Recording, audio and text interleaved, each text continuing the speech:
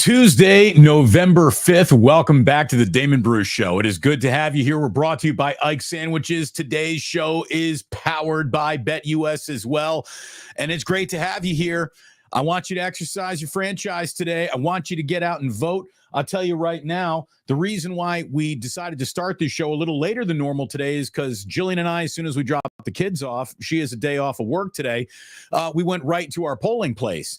And I've seen lines around the blocks for some place like in Georgia. I don't think there's anything without like a 6-hour wait for a polling place.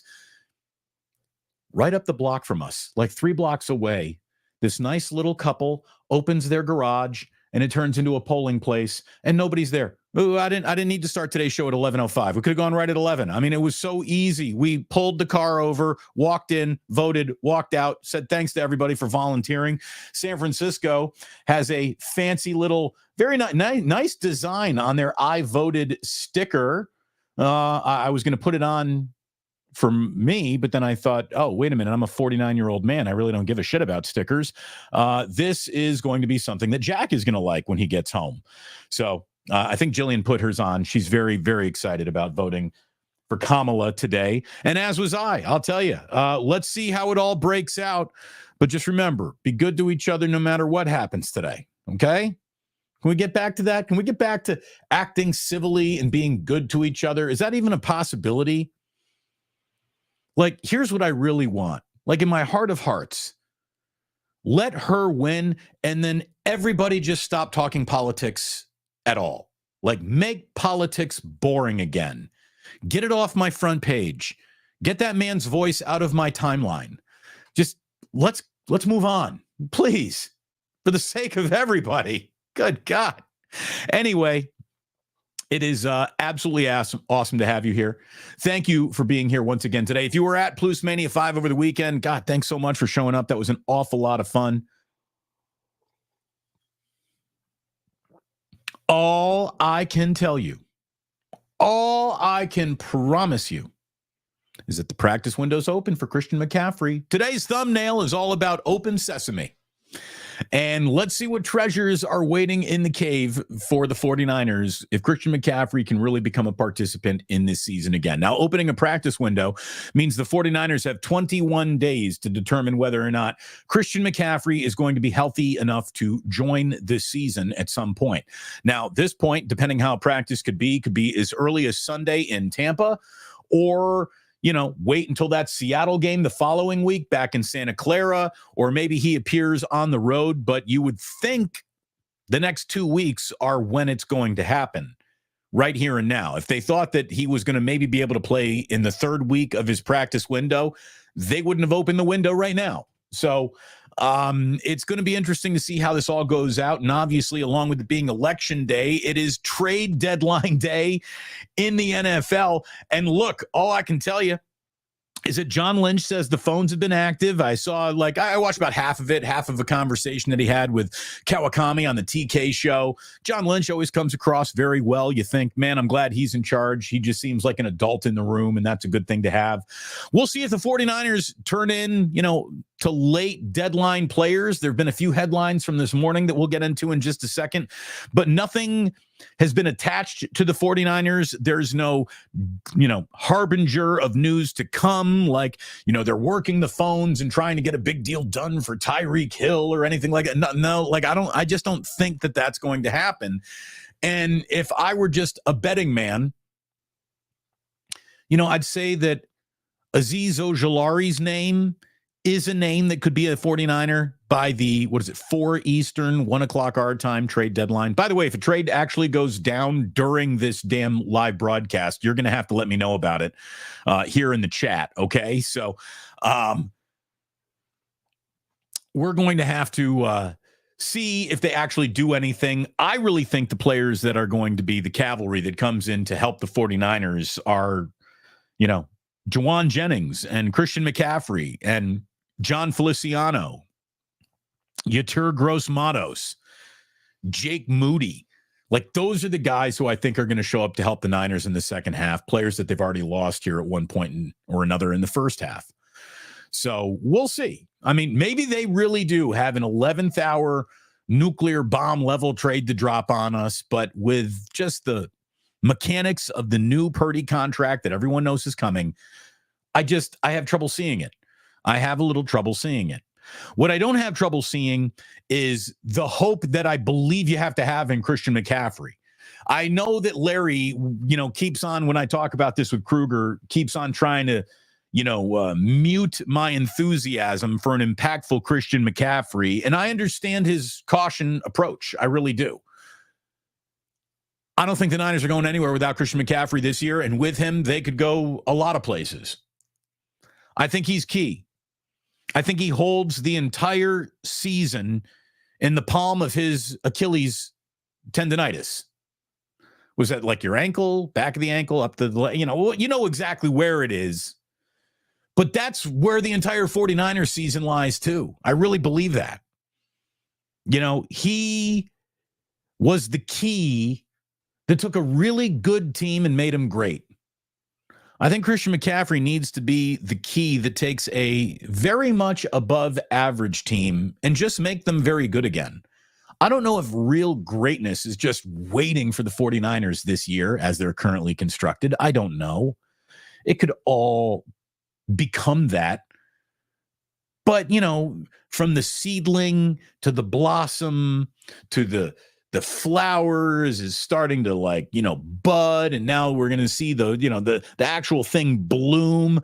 I don't know if this is going to be a great rose for the 49ers. This could just be a sunflower. Those are nice, but they're not really remarkable or memorable. I think the 49ers are set up to have a good year. Remarkable, memorable, historic.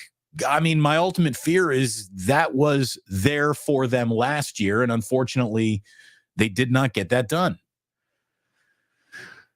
Christian McCaffrey, man. I don't think there's going to be some miracle to save the 49ers. And even Christian McCaffrey walking into the room might not be the miracle to save the 49ers because he's just incapable of doing that in his current condition. And it's going to have to be a go back to the drawing board off season. That's a reality too. If I'm a 49er fan, I am getting myself very much in the mode. With McCaffrey, we can. Without McCaffrey, we probably don't. And I think I'm comfortable living there.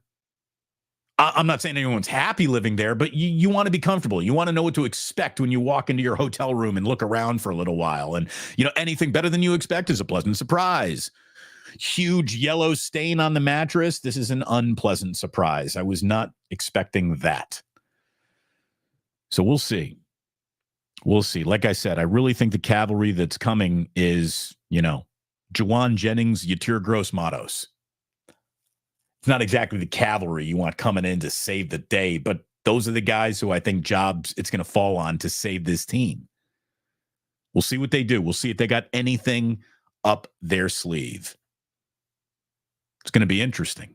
Very, very interesting. True Blue Forever says, Damon, then you dry that flour and you smoke it.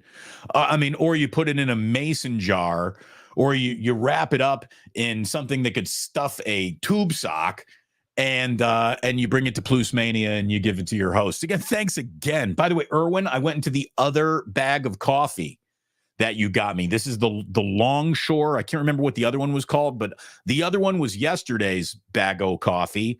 Very good. I opened up the other bag today. I think I like this one even more. It's fantastic. All sorts of I got a little caramel, maybe a little tobacco in there. I don't know. It's just very, very pleasant. Very, very nice cup of coffee. It's a sip of the day, everybody. Thank you so very, very much. Rockin' new era. Be gentle. I'm like a flower. Show's nuts. Yeah, I don't even know where that came from. I made no notes to use a flower metaphor here. It just happened. Maybe that'll drive you away. Maybe that'll bring you back. Whatever it does, what I want it to do is bring you to Ike's for lunch today. Go get yourself a sandwich at Ike's. And when you do that, make sure you sign up for his new Loves Reward program. And if you do that, pay attention to your screen, you could do this. This is a chance to go to a super touchdown trip to New Orleans, baby. A trip for you and a guest, including accommodations. You get Ike's for a year as well. There will be a rewards bundle.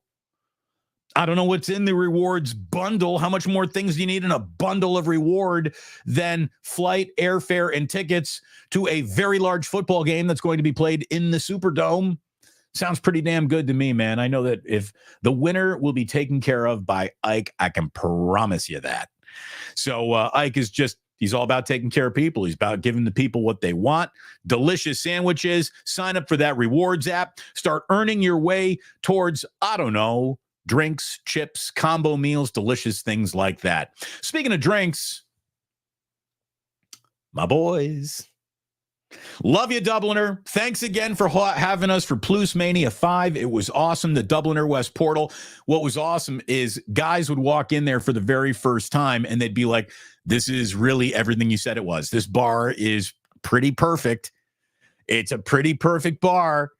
The volume's good. The lighting's good. The TVs are good. The drinks are good. The seats are good. The clientele's great. I mean, it just all works. You walk in there and you're like, okay, this bar is not trying to be anything. It just is a great bar. Dubliner and West Portal, I'm telling you. And speaking of a great place to go lay down your jingle jangle, trying to make your jingle into more jangle, let me tell you about BetUS real quickly. You get 150% sign-up bonus when you deposit $2,000 up to $2,000. Your first deposit, you can go up to $2,000 and get 150% sign-up bonus. Next two deposits up to 125%, all when you use promo code YouTube150. So go to BetUS and start getting down over there for all of your gambling, your props, your money line, everything you would need in the world of gambling. Do it responsibly over on BetUS. And if you need to be in a state that allows that, it is an offshore situation, which means no matter where you are, you can use BetUS. Timely payouts, great people, great service. Just trust me, you can use BetUS. So look, trade deadline day. Again, I got to keep the comments open here. Keeping the comments open to see if I miss anything. I should have asked to buy a t-shirt. Now I have to go again. JJ Raider, you are going to have to go again. Get yourself back. Get yourself back to the Dubliner. Smiley Dan, he knows how he's like, forget the NFL trade deadline. How about the big college football playoff rankings coming out later today? Look, Indiana could be anywhere from 5 to 8 in this upcoming reveal of the very first. I saw this guy who, again, he's not a Hoosier. He's not an Indiana guy. He's not even a Big Ten guy, Big Ten commentator. But he just said, look, looking just at statistics, looking at what you've done and how you've beaten opponents, he said the only thing holding back Indiana football is the history of Indiana football. He said, you put IU's resume and play next to a logo that says Ohio State, Alabama, Florida, Texas, you would say this is the number 2, the number 3 team in the country. We're coming. It's amazing. It's freaking amazing.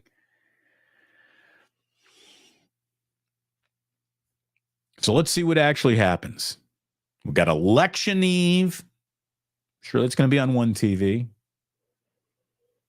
Depending how that's going, we'll either watch more of it or less of it. But yes, the ESPN college selection show, yeah, Indiana's going to be a part of it. It's incredible. Nobody had that on their bingo card. Nobody. Did you see Patrick Mahomes last night go from might have really hurt his knee right there to, just another game-winning overtime touchdown? Freaking Patrick Mahomes is Superman. He can be having himself an average game where he looks like he is absolutely hurt, and then, boom, there he is winning it. He's fine. He didn't even come out. I really did. Like, if you told me last night the way he pulled up on that leg and started hobbling off, I thought for a second, good God, that could be it. Is that an ACL? Is that PCL, an MCL? What did he do just there? It looked like when Garoppolo had his non-contact ACL tear. The way that he came up. No, he was fine. Freaking Patrick Mahomes. And as is tradition, right before the Chiefs scored their game is over right here, right now, overtime touchdown, there was a blatant false start by the tackle, the right tackle, that was so obvious, but nobody officiating that game actually saw it. I put out a short last night, and I just said, look, man, the Chiefs are great enough by themselves.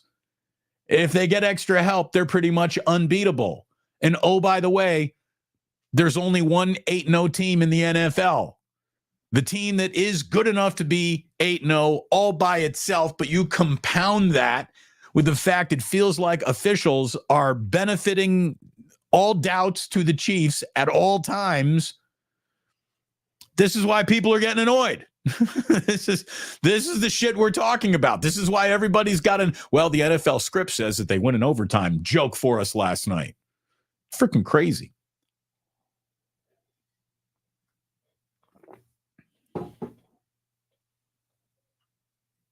Tiger Tank, the NFL's definitely rigged. There has to be independent oversight, maybe by the government.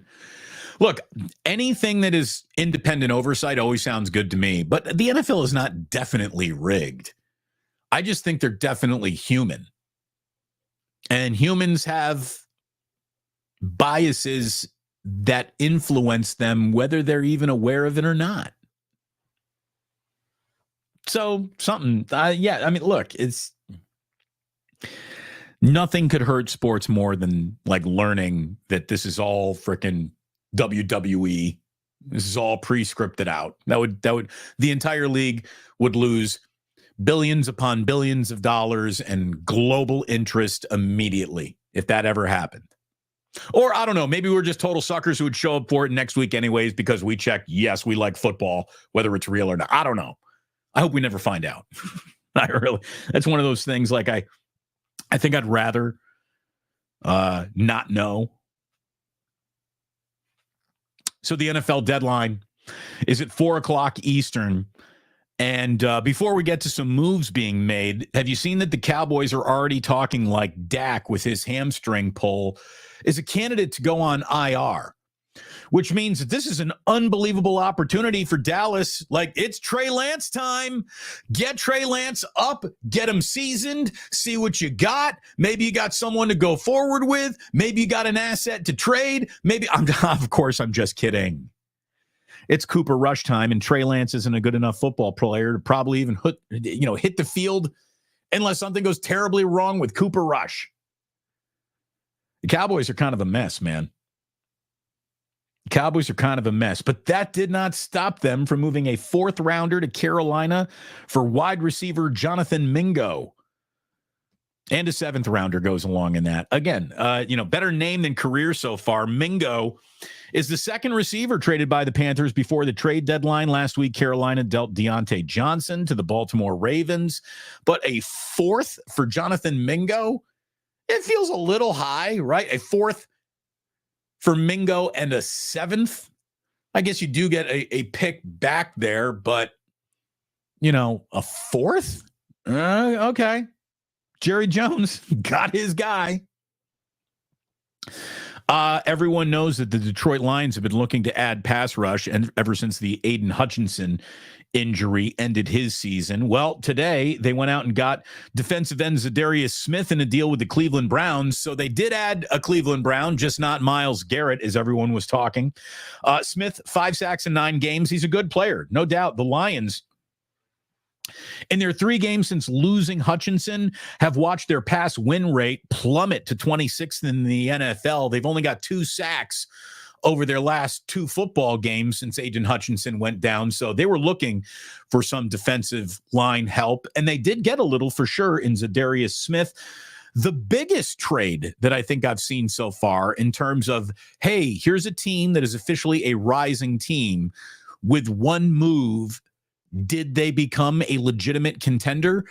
And for the Washington Commanders, I think the answer is yes. The Washington Commanders got Marshawn Lattimore from the Saints. Saints trading Lattimore to the Commanders. This guy, when he's not dealing with hamstring issues, is one of the best corners in all of football. They used the pick that they got for trading Jahan Dotson to the Eagles before the season even started as one of the 3 picks that are going back to New Orleans to get Marshawn Lattimore. What's interesting is that Dotson deal to the Eagles was kind of a head scratcher when it happened, and a lot of people were saying, hey, the Commanders are clearing the deck to get Brandon Ayuk. Remember when Ayuk is going to be a Commander, and this, getting rid of Jahan Dotson means that they're definitely going to turn their attention now to Ayuk. And no. What they did was they took that pick and 2 other picks and sent it to the Saints for Marshawn Lattimore. That's a big deal.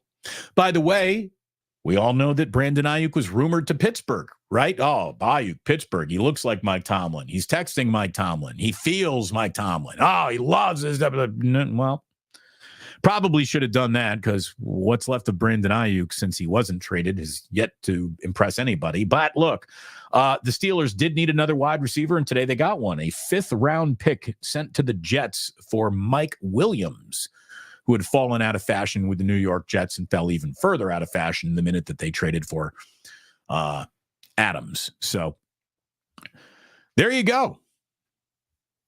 There you go. Now, hold on. I was reading for a little bit. Let me see. Have I got any trade here that I need? No. No. Trey Lance jokes? No. Okay, so nothing has happened in the last 6 minutes. Okay, all right.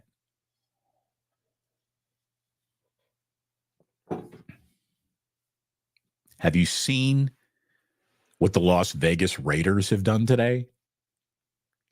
They haven't traded anyone today, or if they have, I haven't seen it yet. The Raiders are hiring Norv Turner. Come on. Like, tell me you're all out of ideas. Tell me you got no new ideas. Tell me, Mark Davis, how much of an empty, walking white tracksuit you really are if the only idea you have are old Raiders ideas that your daddy incubated for you. Norv Turner was hired by the Raiders to be an assistant to help guide their offense. His son Scott is already on the coaching staff. And now the former Raiders head coach is there to help Antonio Pierce. 3 things. Number 1, if that's not just a retreat point to what you're comfortable with, what is? Okay? That is a retreat point to this feels cozy. That is not challenging yourself to find something new and better. That is, I have no ideas on how to do anything, so I have to borrow from my deceased father's book of ideas.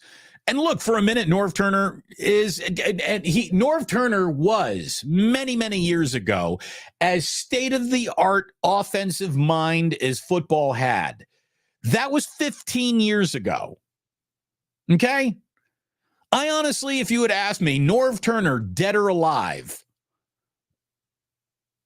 like before I read this story this morning, I might have said, well, you know what? I haven't heard of Norv Turner in so long. Maybe he died and I didn't know it. Like, Norv Turner has not been around the sport of football in any way that has been measured or reported upon.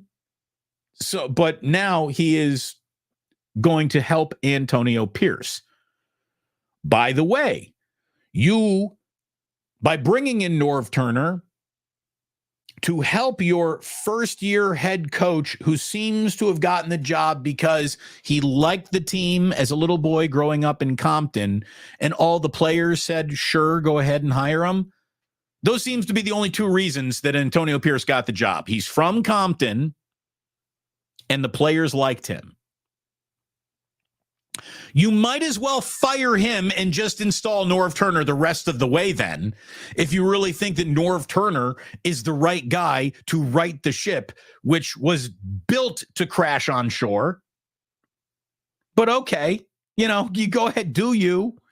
And that's the thing. Irwin says, Norv Turner hired by Raiders as offensive coordinator. No, that's not even it. I don't think they're naming him offensive coordinator. I wrote it down. This was Ian Rappaport. I wrote down the word verbatim, so I had it right. Norv Turner is an assistant to help guide the offense. He was not called offensive coordinator.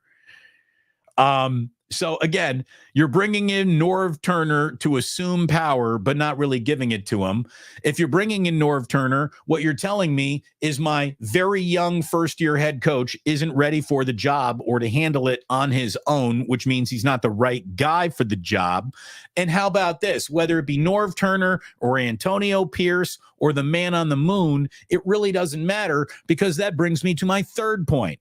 And this is the most important point there is.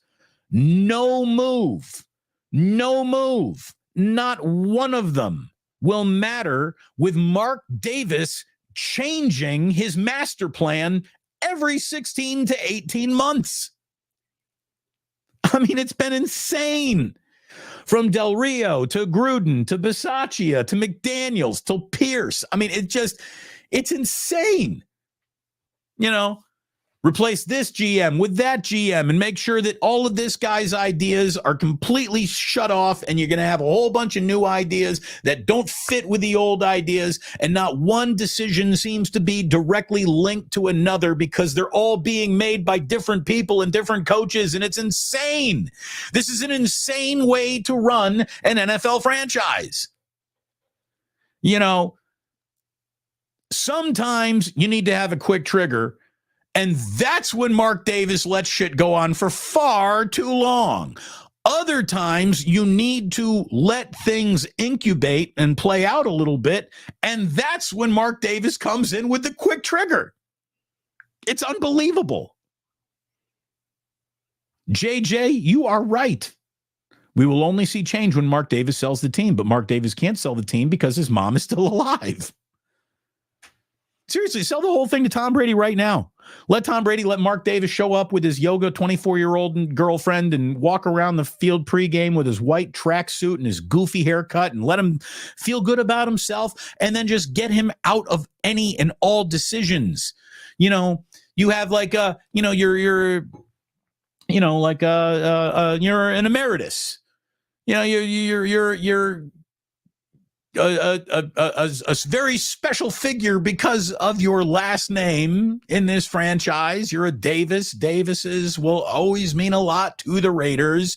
But if you ever want the Raiders to ever mean a lot again, you've got to get Mark Davis away from a single decision, because none of them added together equal anything that resembles a winning idea. It's unbelievable. You know, how can you screw up not just some of your decisions, but pretty much all decisions?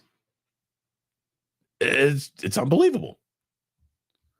Philip Palouse, this is perfect. Norv Turner, why not just call Mark Trestman? Exactly. Seriously.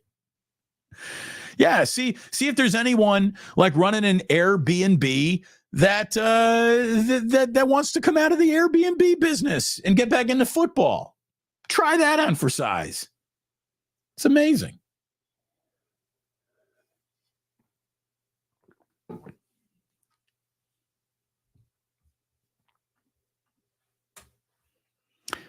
One of the nice things that was said to me at Plus Mania was how in this chat room with a bunch of like-minded people, that people are free to just let it rip, and you're not going to be judged or criticized for what you're going to say. Everyone's got their reputation. No one's reputation is going to change in a single chat message or anything like that. We're all perfectly lovely, damaged people, just all hanging out together, not judging each other. You can talk your shit. I'm not going to judge you. You obviously are comfortable with me talking my shit because you keep on coming back here every day. Thank you very much, by the way. Hit like and subscribe if you would, please. Memberships available. But look, we are all like-minded people. And I think it was Chef A who gave me a really sweet compliment where she just said, I feel like, I can be myself here. And there's a lot of instances in life where I don't feel like I can be myself. And it's about as nice of a compliment as this channel can receive. Thank you. That brings me to Jason Kelce. Jason Kelce began Monday Night Football with an apology for grabbing the phone of an unruly fan and spiking it to the ground before the Ohio State-Penn State game on Saturday. Now, I'm sure maybe you have seen the video. I probably should have queued it up and been ready to play it for you, but I didn't think that deep enough into today's show. I didn't really think this was going to be a topic until I just decided, all right, let's get into it. So what happened? And by the way, trigger warning. We're going to use words that people run away from. What happened was some punk-ass kid outside of that game looking to be somebody on his own TikTok or Instagram thing. He had his phone out. He's recording the whole thing, and he sees Jason Kelce and trying to get a rise out of Jason Kelce. He goes, hey, Jason Kelce, your brother's a faggot for banging Taylor Swift. Jason Kelce turns around, grabs the phone from the kid, smashes it on the ground, and basically goes, who's a faggot now?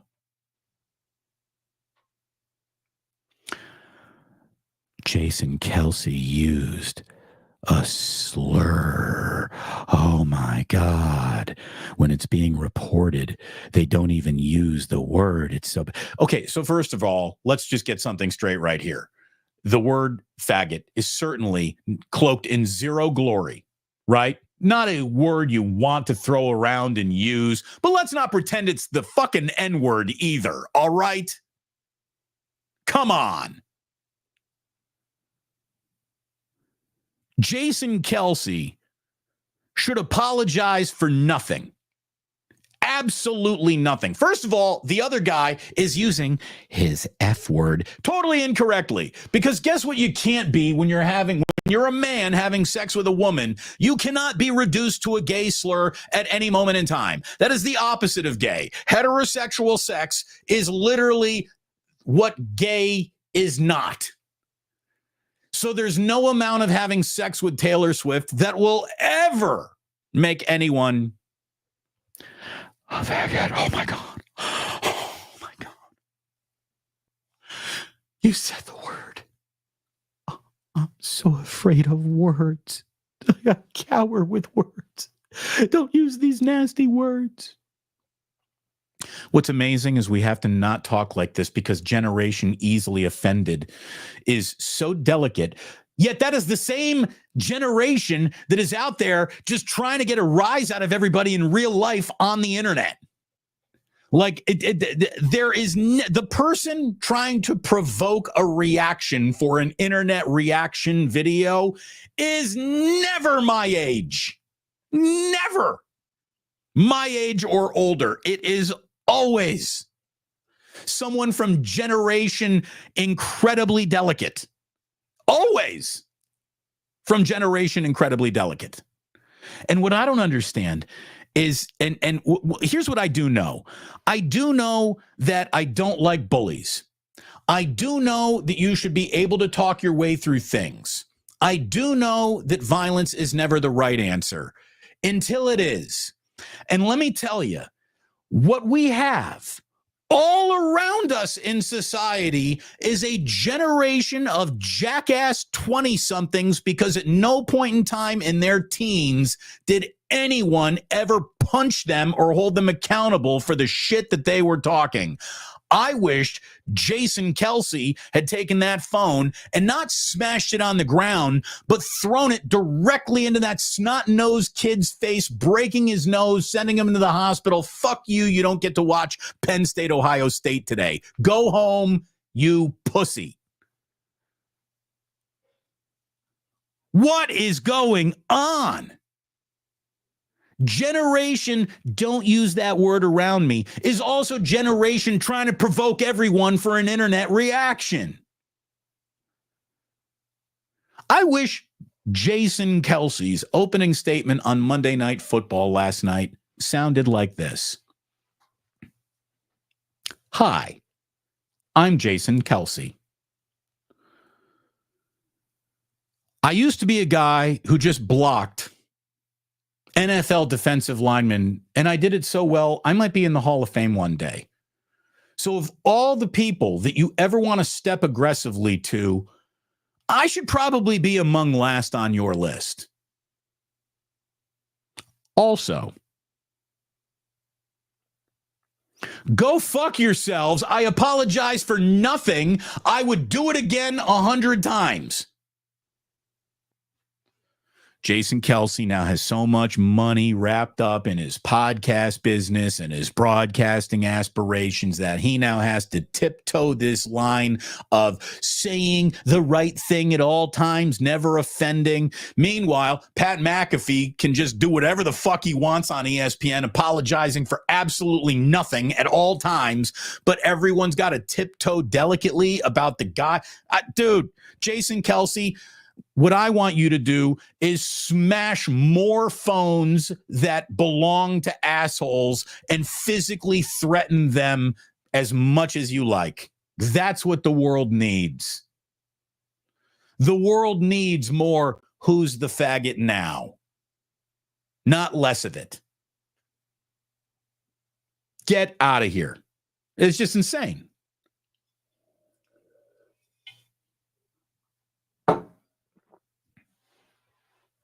It was just insane. Got a generation who never got their ass whooped. And boy, do they walk around like a bunch of entitled keyboard warriors.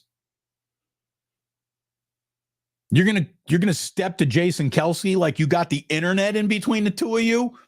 You might be just dumb enough to get punched in the face. As a matter of fact, I hope that's what happens from here on out. Unbelievable. Speaking of getting punched in the face and dealing with a reality that you might not have expected, that brings us to the Golden State Warriors. Kids, look, Uncle Damon's not promising you anything here. And the next 3 games are going to tell us probably more than the previous 7 have.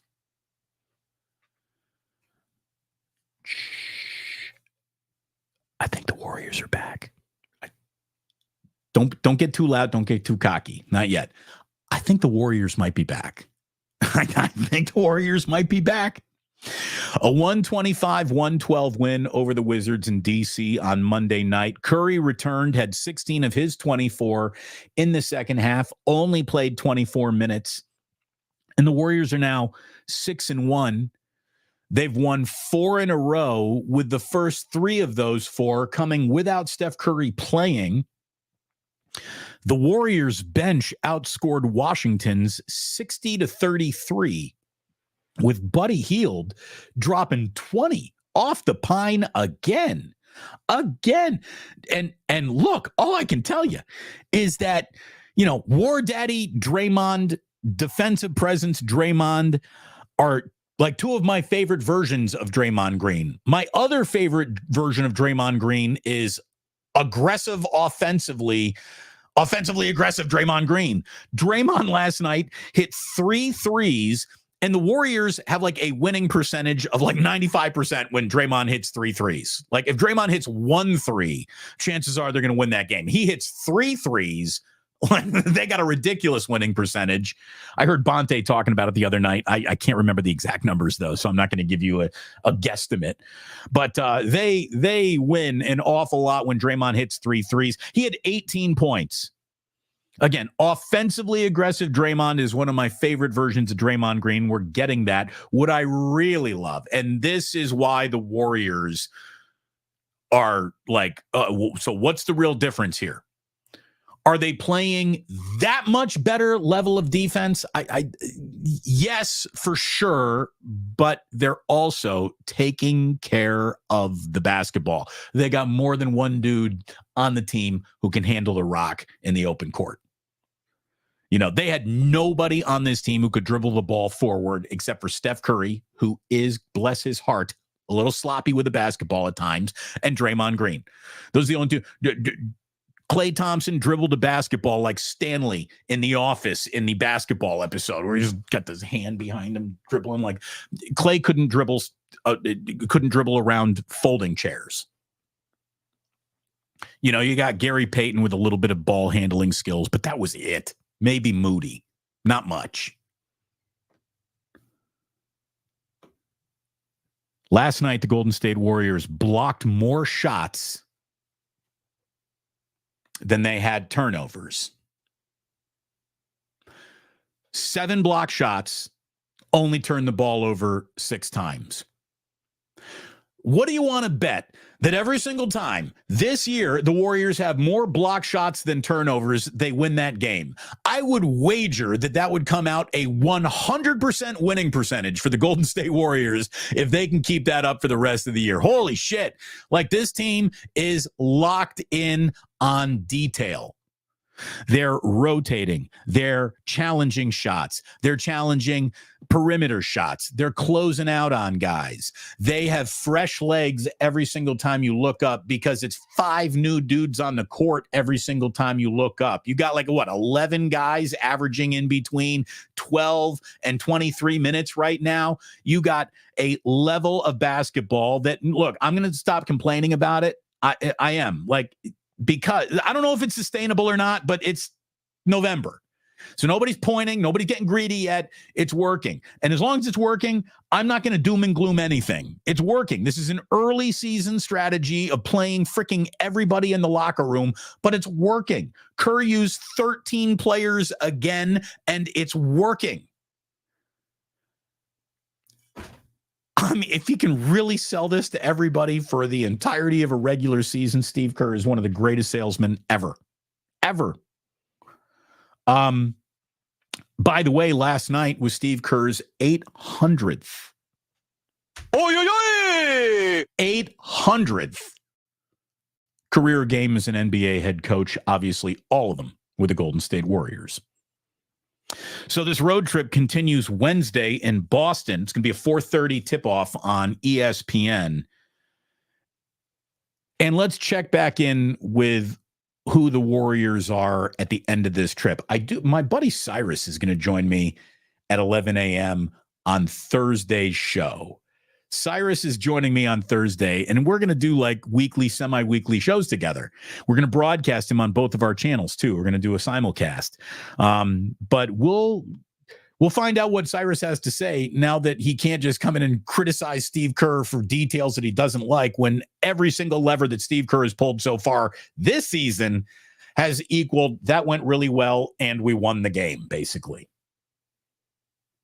Yeah, I was a little bit of a doubting Tom with 13, 12-man rotation. Okay, Steve, that doesn't work in the it doesn't work at the YMCA, to be totally honest with you. But if you're going to make it work for an NBA team, good luck. I got to sell, a league full of selfishness on the concept of unselfish play. But it looks like he's got guys buying in. As long as Curry's buying in, as long as Wiggins is buying in, and Draymond's buying in, and Buddy Hield is buying in. Buddy Hield right now is a stronger case to be put me in the starting lineup than anybody. But Buddy's just keeping his mouth shut and just knocking down threes at a 40% clip. Buddy Hield is he's one of those guys that officially, until you watch this dude game in and game out, you don't really appreciate how good of a player he is. Buddy Hield is a fucking shooter. And we've been watching shooters the most spoiled group of children watching shooters in the Splash Brother era of all time.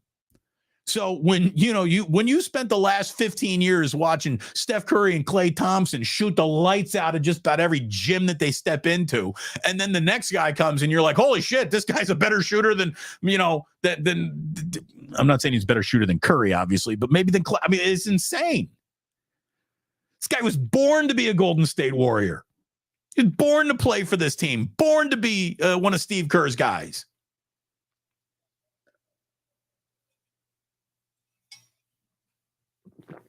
So, Warriors are interesting as hell. They really, really are.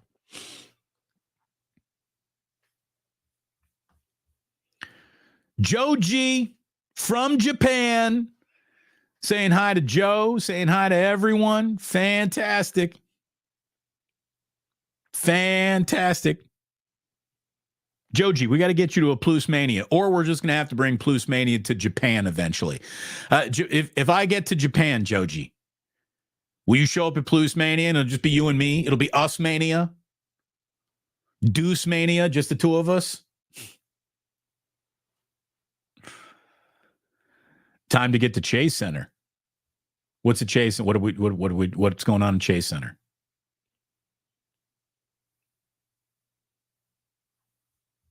Yeah, Hield's closing in on 2,000 career threes. Dude, the guy's unbelievable.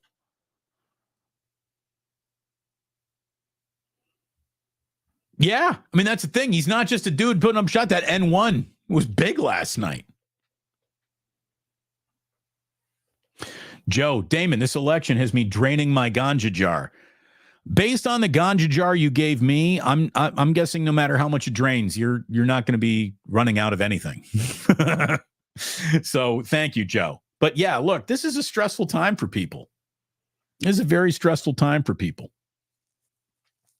I hope it all works out great. And even if it doesn't work out, God, I hope it still works out. You're like, can we just get back to normal? I mean, here's the thing. Like, I just no more him. I'm so sick of him. I don't want to see his name anymore. I don't want to hear his voice anymore. I despise bullies. And that's my biggest problem with the guy. He's just a fucking bully. And I've been bully antidote my entire life. Like, I was the kid in school who decided, like, that's bullshit. I'm going to go bully the bully.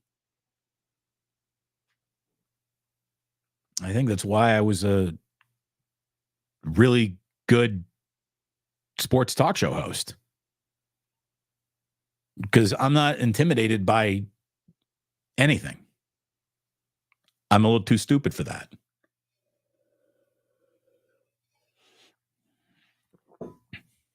Michael Chan.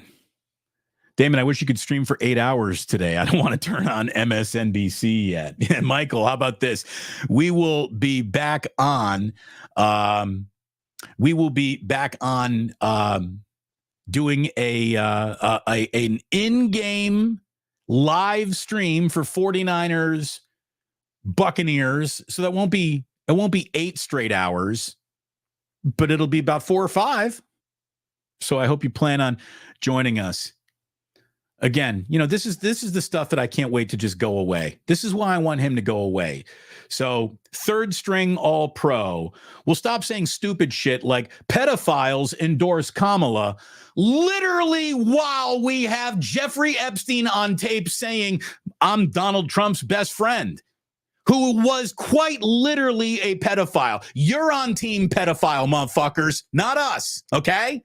That's how that works. You're on team pedophile. You're on team Epstein Island, you fuck, not us. So blow me. Blow me. And let's have today in history. Are you ready? Today in history. Happy birthday to Tilda Swinton. Tilda Swinton's a great actress. Tilda Swinton is good in everything she is in. What I like most about Tilda Swinton, who today turns 64 years old, is that she reminds me of what David Bowie would be had he actually been born a girl. Tilda Swinton, to me, is the female version of David Bowie. David Bowie, of course, was also partially the female version of David Bowie. By the way, this is why the whole like the tranny thing doesn't bother me at all. It's such a small boutique thing. And also, like, I grew up listening to David Bowie. Like that, like I just, like gender confusion in music doesn't bother me. It doesn't. So, by the way, today would have been Bill Walton's birthday. But of course, we lost Bill Walton last year. He passed with much fanfare. Today in 1914, we're going back for this one. Today in 1914, France and Britain both declared war on Turkey, which widened the conflict that we all now know and love as World War I. So today was a big step forward in World War I. By the way, we will all, at the end of this month, be declaring war on Turkey, but just at our Thanksgiving tables. So war on Turkey felt like this was the month to report on any war on Turkey. Today in 1941, by the way, speaking of war, I thought this was interesting as hell. Japan's Naval Command. Japan today in 1941 sent the secret message, which was actually known as Top Secret Order Number 1. So it sounds like, a way to order a bento box. Like Top Secret Order Number 2 might come with a California roll. But Top Secret Order Number 1 from Japan was the order, we're going to bomb Pearl Harbor. That order came through the Japanese army today. And of course, you look, today is November 5th. They would attack Pearl Harbor on December 7th. So the order was kept under wraps. And, look, horrific in its moment. You look back at it in moment in time, it's like the greatest sneak attack ever planned. It really was. From a strategy standpoint, there's no denying that certainly provoked a reaction. So there you go. It took from today to December 7th to plan and execute the bombing of Pearl Harbor. I just thought that was really interesting. I love old war history. Love it. Big World War II guy. Like all guys my age are become big World War II guys. Anyways, appropriately enough, we end today in history with this fact. Today, in 1872, so we're talking 152 years ago. Today, in 1872, 152 years ago, Susan B. Anthony, who was the leader of the women's suffrage movement, cast a ballot in the presidential election. She was later arrested for voting illegally and convicted in a trial that she called, quote, the greatest outrage history ever witnessed, end quote. How about that? If Susan B. Anthony were still around, she would see that she once became a coin, but too many people confused their Susan B. Anthony's with quarters and were paying tolls with them, and they started complaining to the, like New York Turnpike Authority, and they canceled the Susan B. Anthony because people were using dollar coins as quarters far too often and far too much. Anyways, so Susan, your coin didn't do very well, but on the same day that we are looking at the day that you were even voted for, or you were arrested for even voting as a woman in a presidential election, there could become a woman president tonight. So there you go, Susan. I hope it happens. We'll see if it happens. And either way, we'll be back on the air tomorrow. We're going to have ourselves a wake up. Yours truly and Larry Krueger. We'll have ourselves an 11 o'clock show, as we always do. And tomorrow, we will be wishing Chef A happy birthday. She's going to Waco to check out my HGTV Idols Magnolia Table and Fixer Upper barbecue and tasty food. That's right. You told me about your trip to Waco, Texas. I'm like, who goes to Waco, Texas, unless you're like in some David Koresh level, cult?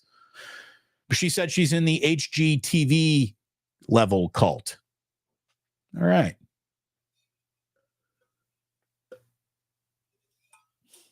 Well, Chef A, I don't know if that means you're going to be here with us tomorrow or not. So let me just say happy birthday to you. I hope you have a great one. Thanks to everyone for being with us here today. Always love you stopping on by. Please hit like and subscribe before you duck on out today.